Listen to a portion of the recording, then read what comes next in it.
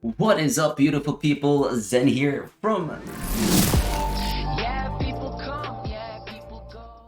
Press the wrong button on that one. I meant to say Zen here from the journey into. It has been a minute. Yes, I think the last video I actually posted up on the public playlist was on the Burex and how it was a scam and how it did us wrong. So since then, I think that was back in mid of March, we're sitting at May 15th, 2021, 4:23 p.m. So since then, March, April, May, about 2 months, I've actually just been trading a lot of the hype coins, the shit coins, been looking into smart contracts, yielding, farming, staking, and all these crazy things on the crypto space. But the purpose of this video today is actually inspired by one of the comments from our viewers right over here.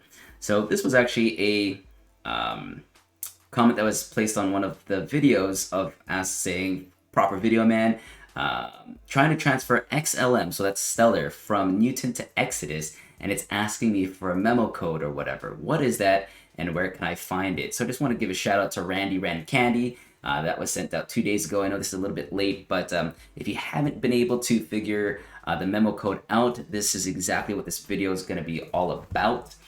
So just wanted to really just take the time to come back on, really just answer this question, the whole thing about XLM memos, Stellar memos, and hopefully answer this out. So Randy, this one is for you. Now we cue the intro. Yeah, people come, yeah, people go.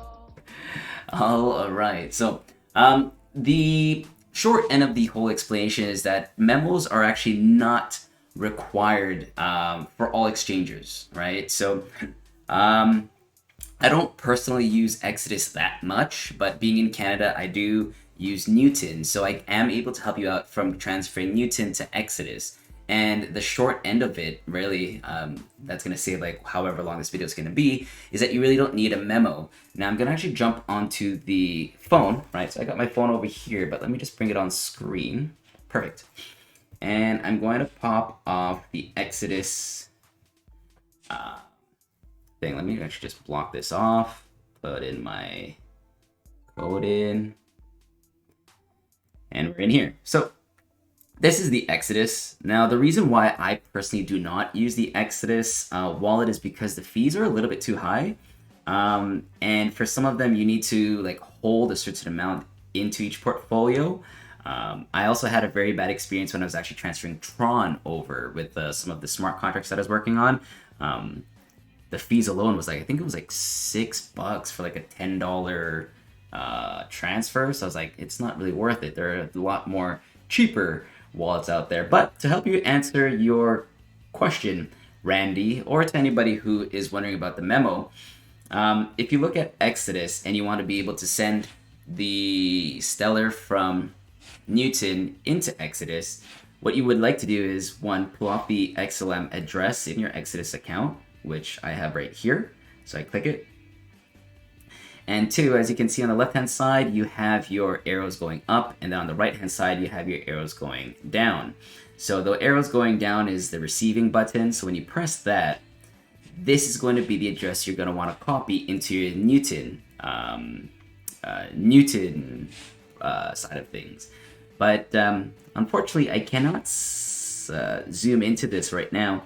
But it says at the very bottom, the XLM network requires a minimum balance of 1 XLM to keep your XLM address active. Now it says there, you don't need a memo to deposit funds into Exodus, right? So basically, if you're going to want to transfer the Stellar from Newton into Exodus, you're just going to copy this through, right? By just long holding that address, go into your Newton account, which I already got opened up over here, but this is what it would look like. Go into your Newton account, go into your XLM like portfolio, and then you're gonna withdraw, and then crypto to wallet, right? And then when you see over there the transfer address, you're just gonna paste it in, and you just like always want to double check that your first 4 or 5 digits and your last 4 or 5 digits do match up where it's gonna go to. So as you can see, GANS is the first 4, and then WK7P is the last 4, and it's matching. And then from there, you can max out or send however XLM you want. And as you can see over here for the memo, it does say in brackets, optional field for wallets without memos. So in this case, you don't have to put anything into it, and then you just review the withdrawal. And I'm not planning on sending it over because I don't use Exodus, but it will work. I'm quite confident with that, but I would always try with a small amount first before you do the full, just so that you can test it out, right?